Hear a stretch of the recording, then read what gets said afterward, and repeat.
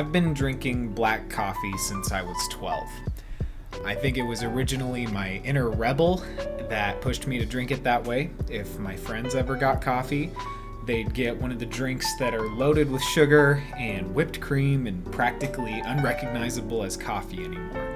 There's nothing wrong with that, and I'm still not going to turn my nose up at the occasional pumpkin spice latte in the fall. Clearly. But there was something cool to me about drinking the dark roast kind of charbucks that my parents kept on hand when everyone else was slamming back syrup with a hint of coffee. I suppose it was a better rebellious habit than smoking cigarettes, but in hindsight, there is certainly much better coffee to be had. I was always intrigued by the statement that coffee was an acquired taste. Something about that statement makes me want to acquire that taste, and that has kind of transcended beyond coffee and into, wine and beer and whiskey and all of those adult flavors that as a younger person you're told that's an acquired taste. There's something about that statement that makes me want to acquire said taste. Fast forward though to my college days, and I was sucking down pots of this stuff on a daily basis. Still the dark roasted, smoky, charred stuff that tastes more or less the same, no matter where it was grown or who roasted, burned it. Luckily, one of my roommates my sophomore year introduced me to the wide and wonderful world of specialty coffee.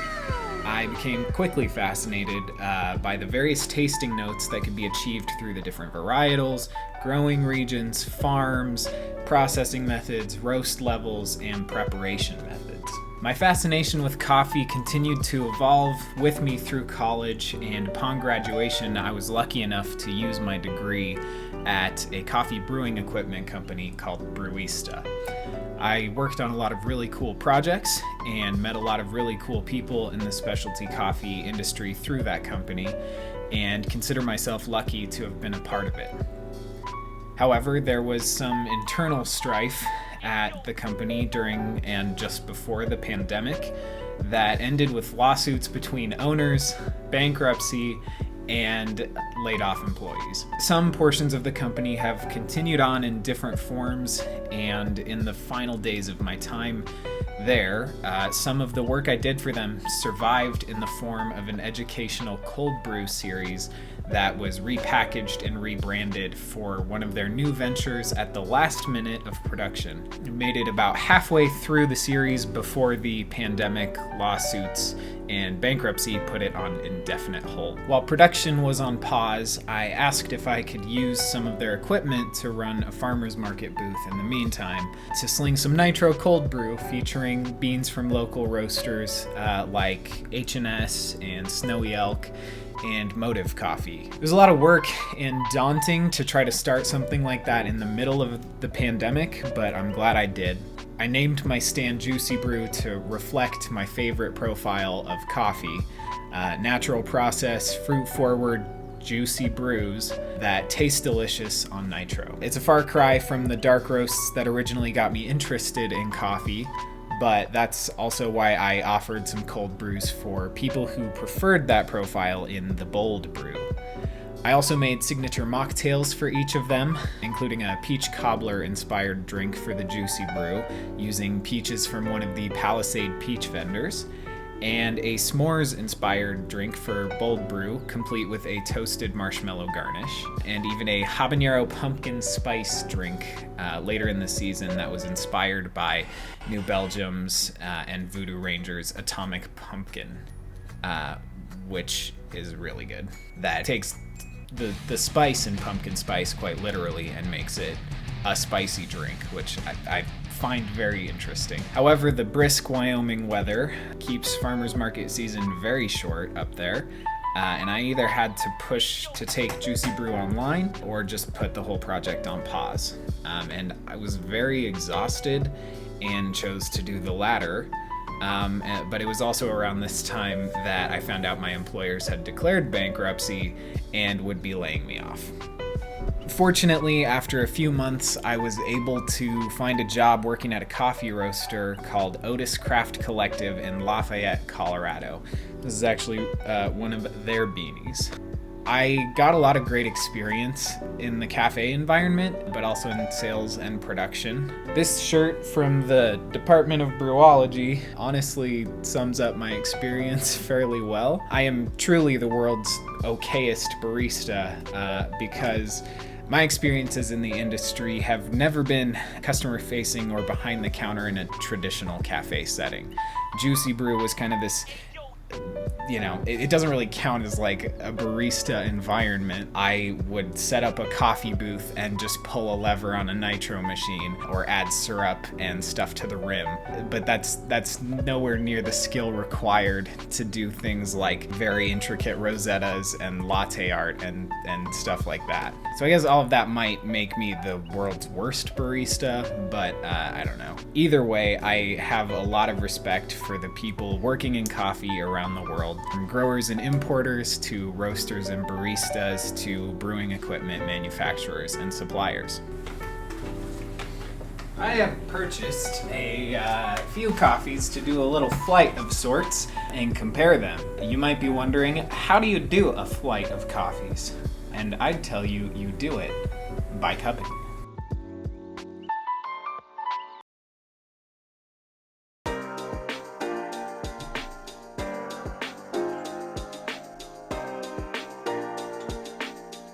Cupping coffees involves grinding them all to the same medium coarse size, putting them in bowls, flushing them with hot water, scooping off any bitter crema from the top of the bowl, and then slurping.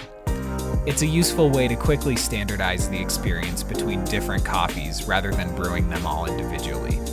It's traditionally used by importers and roasters to look for flaws in green coffees, but is also useful when assessing roast profiles, which is more or less what I'm doing, considering I don't roast coffee at the moment. Obviously, this isn't going to be a perfect representation of that either, because their roast dates aren't exactly going to line up, but I don't get a lot of chances to cup coffees these days, so this was a good excuse to dust off the old bowls and spoons and do some comparisons.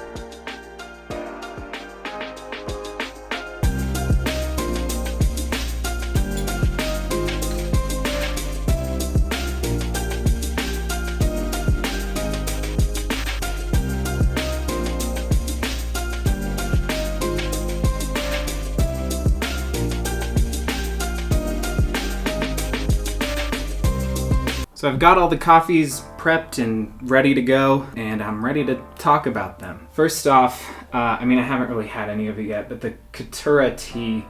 Katura is a varietal of Arabica coffee. It doesn't really belong on a cupping table, but it is nice to kind of see where the coffee is coming from next to the end result after it's been roasted, just to see what correlations can be drawn in terms of flavor profile. It's not perfect, but it's something to go off of. Obviously, a lot of these are not Katura varietals, but I think for the purposes, it's at least an interesting exercise. I'm gonna go through them and taste them again and kind of compare them with the stated tasting notes on the bag, just to kind of see where my palate is at versus where the roaster was at, and just kind of compare and contrast. And yeah, these are all coffees that I love from roasters that I love for very different reasons, and they're loosely spread out in terms of roast level. There are a few exceptions, but we can get into that later. So first I'm gonna hop back in on the Congo Mungano from OTIS. I used to work at OTIS. They were talking about bringing it back while I worked there, but it didn't really happen. So I'm excited to, after stopping working there, being able to come back to the coffee and see what it's like from an outsider's perspective. So it's a Bourbon varietal from the Mungano Cooperative in the Congo. It's a washed process, and the stated tasting notes are berry, black tea, and plum. And it's more of a lighter roast, although OTIS doesn't really classify their roasting in terms of light versus dark. They generally tend to lean more towards like modern versus traditional being closer to dark, and modern being more like a lighter roast. I get a lot of the plum. and some of the berries kind of come through. For me, interestingly, and I know I'm not alone in this, but plum tasting notes kind of come through tomatoey in a lot of coffees. That is not the case here. It happens a lot in Kenyans. I don't necessarily know why that is. That's something that I've noticed. But yeah, I'm getting some of the berry and black tea. We have very stone fruity. All of that kind of swirls together into almost like a black cherry, which is really nice. Speaking of Kenya, moving on to H+S. I have a subscription with H+S. I know the roaster. He's a really great guy. The Kenya Getitu AB from the 900-member Getitu FCS in Kiambu County. His tasting notes are that it's a very juicy and bright cup, blackberry, apricot, and intense. He does use more of a light roast ranking system, which I think I am more partial to, just because visually it kind of helps me understand whether it seems a little more clear cut, light versus dark versus like traditional versus modern. I don't know, it's a little more objective versus subjective.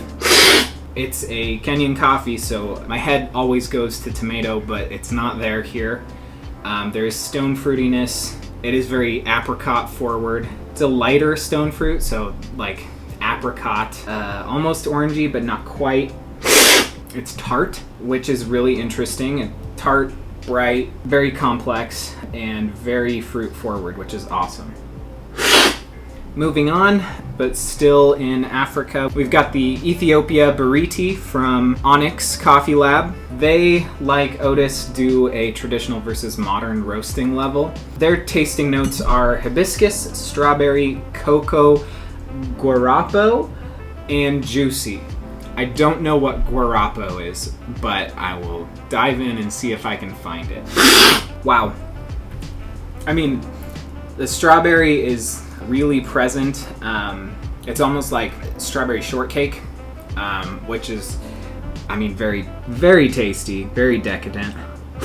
That's where a lot of the juicy and cocoa sort of comes in, but it's not really like a chocolatey rich cocoa. It's more light and playful. There is florality, which I think is where they're getting the hibiscus. I don't necessarily taste hibiscus itself, but there is this overarching floral note, which is really great.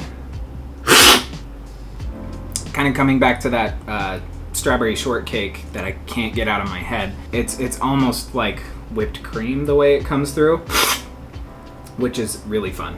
Moving on to the other Onyx coffee, we have Happy Sips, which is a blend in collaboration with Andy Mineo. Andy is an artist that I have seen multiple times live throughout my life.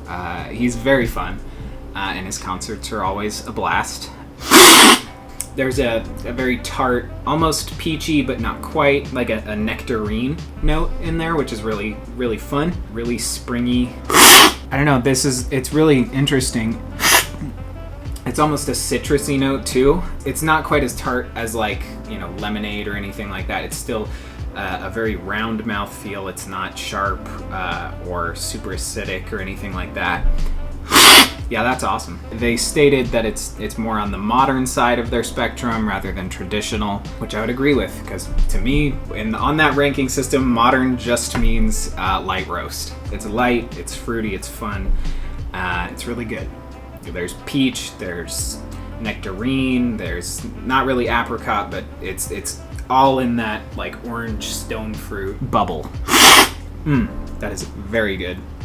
Something I really respect about Onyx as a roaster is on their website they have a complete breakdown of how much the coffee costs them, their production costs. It helps the consumer understand how they do their pricing structure and why their coffee is priced the way it is, which I think is really important to have that transparency in coffee. And I think more roasters should be doing stuff like that, and I think that's kind of where specialty is transitioning. Maybe not the rest of the industry, but I'll take it where I can get it, and I really love and respect what Onyx is doing. They platform a lot of other, roasters. They had Coffee Black as a featured roaster, which was really awesome with the 1616. They not beyond Andy Mineo, Propaganda toured with him. He did a collaboration with them.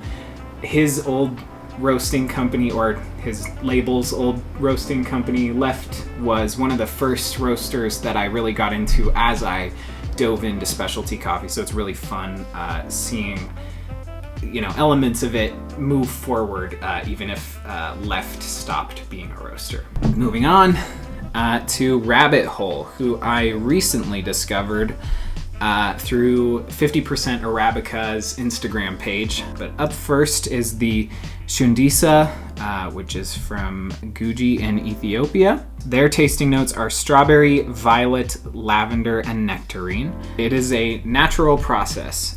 Part of the reason I bought it, not gonna lie, was the lavender note.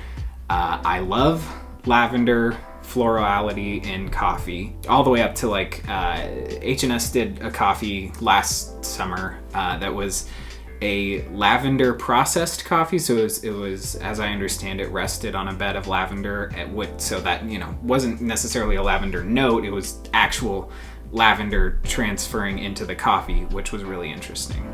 But I also just like just a tasting note of lavender, and I mean beyond that, I got engaged at a lavender farm, so it just has a significance to me. I have a coffee plant tattoo and a lavender tattoo, so I don't know. I think it's cool. So yeah, I'm just gonna dive in. There's a very intense fruit punch, which is really summery. Nectarine. I'm almost getting more of a hibiscus note on this one than I did on the Ethiopia Beriti from Onix. It's interesting, like, differentiating floral notes in coffee. Yeah, I think the hibiscus note is coming from that fruit punch intensity and kind of giving me very tropical vibes. That's really good. That might be my favorite one on here so far. I mean, I do like the strawberry shortcake on the Ethiopia Beriti, but I don't know. It's hard to make up my mind. There's a reason I have bought so much coffee. Up next is Kaku. It is a Chinese coffee. Their tasting notes are classic. They're cherry, almond, vanilla, cacao. I haven't really gotten very much into Chinese coffee, and I can't even remember a time where I've had Chinese coffee before this, so I'm gonna get in there and see what I can find. A nutty, rich chocolatiness, but not sweet. There's a slight cherry note. It's very nuanced. I think the big ones are almond and vanilla here, which is really interesting. It is also a washed process. It is a Catamore varietal, which I have not gotten into. And I mean, the Shundisa also, the varieties are ones I've never heard of. I'll see if I can pronounce this right, but Gibberina 74110 and Serta 74112. That sounds very experimental to me. But also really awesome because it tastes really good. So I'm not complaining. Let's jump on over to their espresso. So this one is their round-the-clock espresso. Their tasting notes are chocolate, nut, and caramel. And that is, very like middle of the road, medium dark roast flavor profile. Not super bitter, not smoky, just rich, bitter chocolatiness. A caramelized baker's chocolate sort of vibe. I can see how it'd be good as an espresso or just straight in a coffee pot, which is kind of my philosophy with a lot of darker roasts and blends, is that's their element, less so than like pour-overs and some of the, I don't know, other more niche methods of preparation. Up next is OZO's blend. Gonna pause right here for a quick apology to OZO. The audio was not very usable. Their coffee is really good. this blend is really good in a coffee pot. I get into that later on. Anyways, unpause. It's chocolatey, it's earthy, it's sweet. Coal Creek's coffees tend to be a little more smoky. I don't know if it's something in their roasting process or what, but their stated tasting notes are bright and fruity and floral notes and berry. I am not necessarily picking up on all of that. I think there is like a tad more acidity than I normally pick up on Coal Creek's roasts, but it's also a Ethiopian Guji. But compared to Rabbit Hole's Shundisa, it's like night and day. The two of them have very different roasting philosophies, which is not a bad thing. I'm all for some smokier profiles from time to time. And moving on, I think this one's going to be the darkest of all of them. It is Coal Creek's Pole Mountain. Their stated tasting notes are silky mouthfeel, caramel, and citrus. They say it's a medium light. I would not classify it that way, but it is caramely, more bitter than the rest of the lineup. I think there's a time and a place for that. Which for me is my coffee pot. My sister and her husband just arrived. We got to go to an Oktoberfest, so I will cut this short. So I hope you had fun with this. We'll come back to it tomorrow.